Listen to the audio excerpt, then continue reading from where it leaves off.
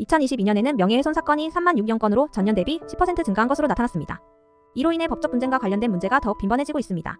명예훼손이 성립하기 위한 요건은 다양하며 이를 이해하기 위해 판례를 중심으로 살펴보려 합니다. 명예훼손 성립 요건 3가지. 공연성. 명예훼손에서의 공연성은 정보가 불특정 또는 다수의 사람에게 인식될 수 있는 상태를 의미합니다.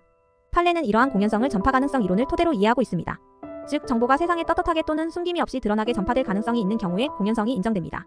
그러나 이를 무분별하게 적용하면 표현의 자유가 위축될 우려가 있어 전파 가능성을 구체적이고 객관적인 기준으로 제한하고 있습니다. 구체적인 판단 기준은 발언자와 상대방 간의 관계, 대화 경위, 발언의 내용, 방법, 장소 등을 종합적으로 고려하며 전파가 우연한 요소에 의해 발생한 경우는 소극적으로 고려합니다. 또한 상대방이 발언자나 피해자에 밀접한 관계에 있다면 공연성을 부정할 수 있습니다.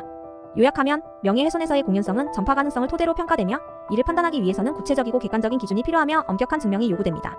특정성. 명예훼손에서의 특정성은 다른 사람의 인격에 대한 사회적 가치나 평가가 특정되어 침해될 가능성이 있어야 한다는 요건입니다. 형법 307조에는 공연이라는 표현이 있지만 특정성이라는 용어는 없습니다. 그러나 적시라는 표현에서 특정성을 유추할 수 있는데 이는 어떤 사실을 외부에 드러내어 표시하거나 보이게 하는 것을 의미하므로 피해자가 특정되어야 한다는 것을 나타냅니다. 결국 명예훼손이 성립하려면 해당 발언이 누구의 명예를 훼손했는지가 명확해야 합니다. 특정성 요건은 특히 인터넷이나 SNS와 같은 정보통신망을 통해 명예를 훼손하는 경우에 중요한데 익명이나 닉네임을 사용한 경우에도 누구의 명예를 침해했는지 명확하게 구분해야 합니다. 피해자의 실명이 아닌 경우에도 표현과 주의 사정을 종합하여 피해자가 누구인지를 알 수 있다면 특정성 요건을 충족시킬 수 있습니다. 요약하면 명예훼손에서의 특정성은 피해자가 명확하게 특정되어야 한다는 원칙을 갖고 있으며 피해자의 정보가 실명이 아니더라도 주변 상황을 종합적으로 고려하여 특정성을 판단합니다. 고의성. 명예훼손의 고의성은 다른 사람의 평가에 흠집을 낼 의도를 가지고 사실을 고의적으로 적시한 경우에 성립합니다. 주관적 구성 요건으로 상대방에 대한 평가를 저하시키려는 의도나 해당 결과가 발생할 것을 예상한 상태가 필요합니다. 명예훼손의 고의를 인정하기 위해서는 상대방에 의한 전파 가능성에 대한 인식과 그 위험을 용인하는 내심의 의사가 없어야 합니다. 명예훼손 처벌 수위.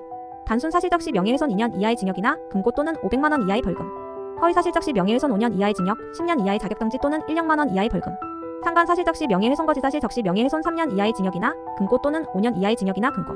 더 많은 정보는 댓글을 통해서 알아보실 수 있습니다.